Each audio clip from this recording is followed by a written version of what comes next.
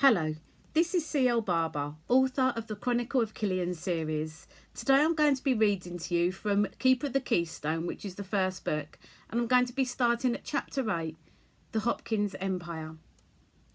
Daniel's kindness certainly hadn't been inherited from his greedy, self-obsessed parents, who were more worried about attending a client's dinner party than their son's parents' evening.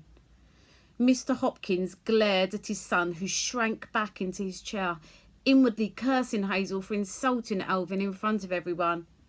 "Been fighting, have we? Think it's clever? Fighting like common riffraff. Once again, you've shown complete disregard for our family name. I certainly don't expect this appalling behaviour from an heir to the Hopkins Empire. An empire, may I remind you, that your mother and I have worked extremely hard to build up." His father's near black eyes were just inches away from Dan, who was conscious of the cold beads of sweat forming on his bruised skin. Dan was too afraid to meet his dad's eyes.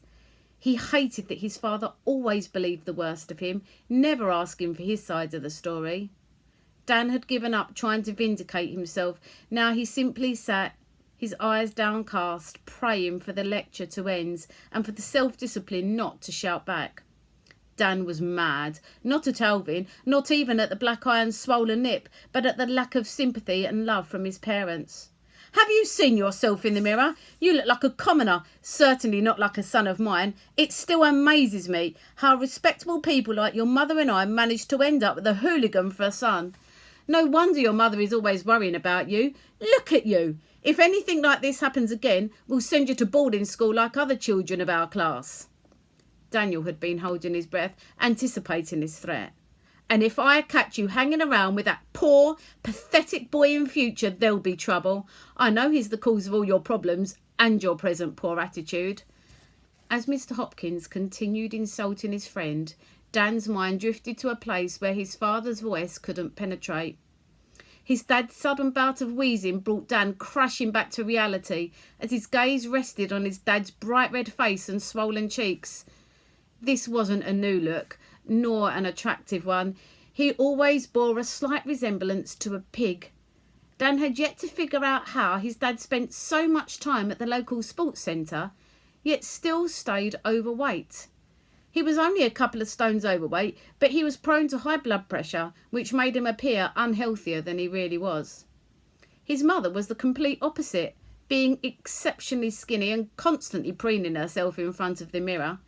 She had no idea that she bore a closer resemblance to a giraffe than a model, for any beauty was overshadowed by her vanity and unusually long neck, which meant she towered over her husband by at least 4 inches.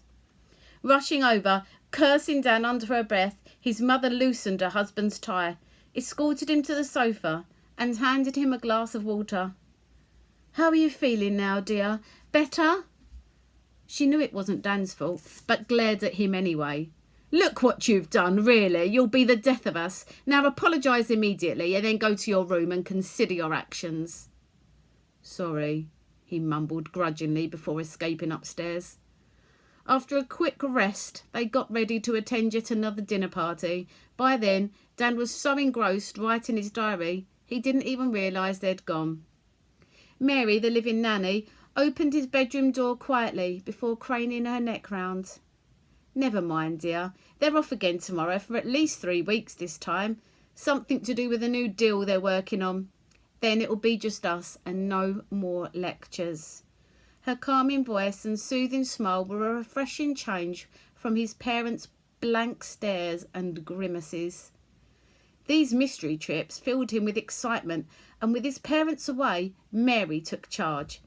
She was more of a parent to him than his real ones had ever been. "Thanks, Mary," his swollen lips smiled. "That's better. Now, let me see to these injuries of yours." "Oh dear, what's happened? Sit down. I'll make you a cuppa and you can tell me all about it," soothed Hazel's Nan Rose as she headed for the kettle and first aid box in the kitchen. Fortunately, her Nan wasn't at all judgmental and never flew off the handle at anyone, except for maybe her stepmother. "Drink it up before it goes cold." Perching next to Hazel on the cream leather sofa, Rose sighed despairingly.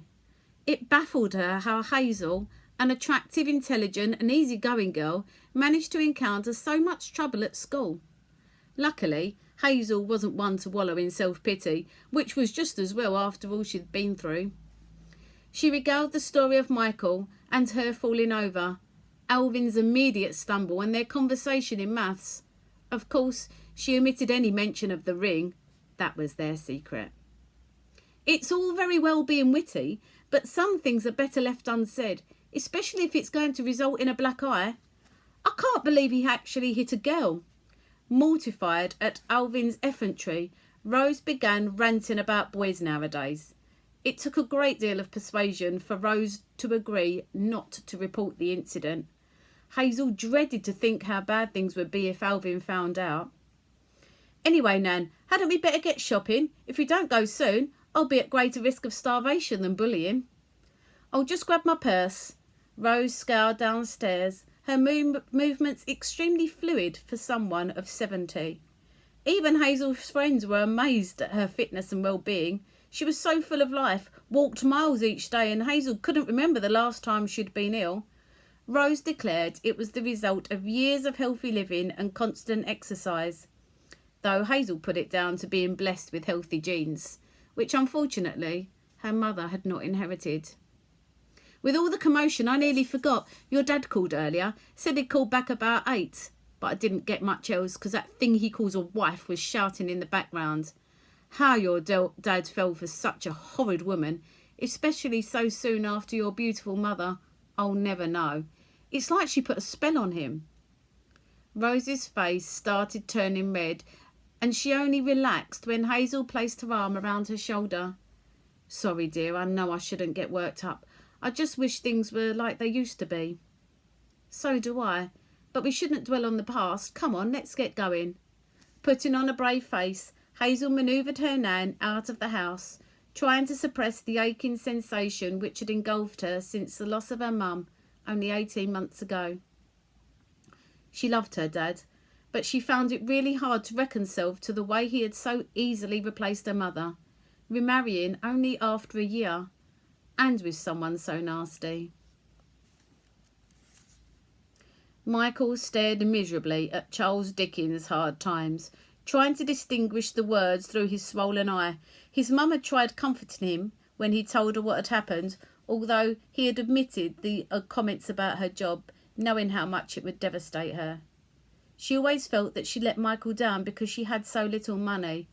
This was ridiculous, as Michael adored her, but she was always comparing herself to others and worrying she wasn't able to give him what other students had. What a great age 15 is turning out to be. It's only been 2 days and already I've been beaten up and publicly humiliated, he sighed. Then, glancing at his hands, he scolded himself with self-pity.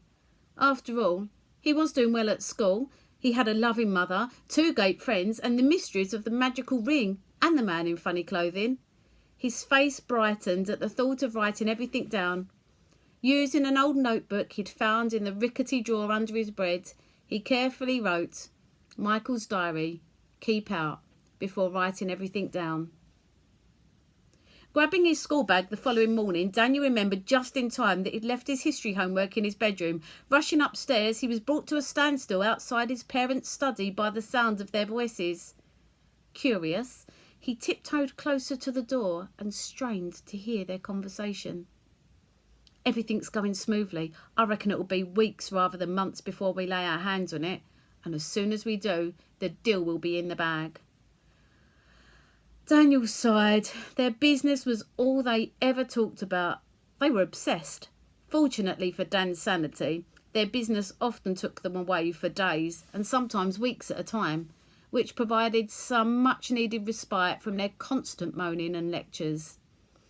Just think of how rich it will make us, Yvonne screeched excitedly. Millions, I think.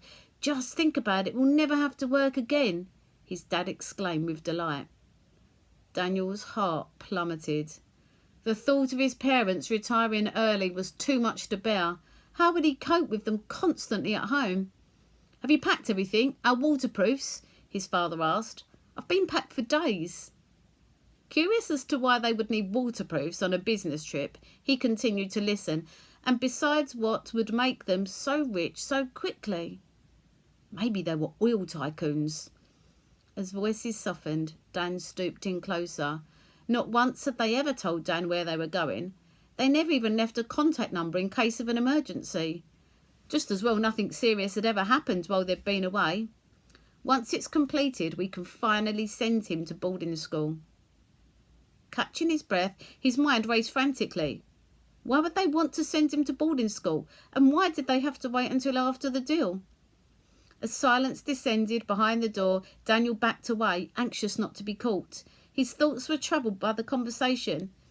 He was in autopilot as he rushed to his room, collected his homework, and made his way to school. Thank you for listening.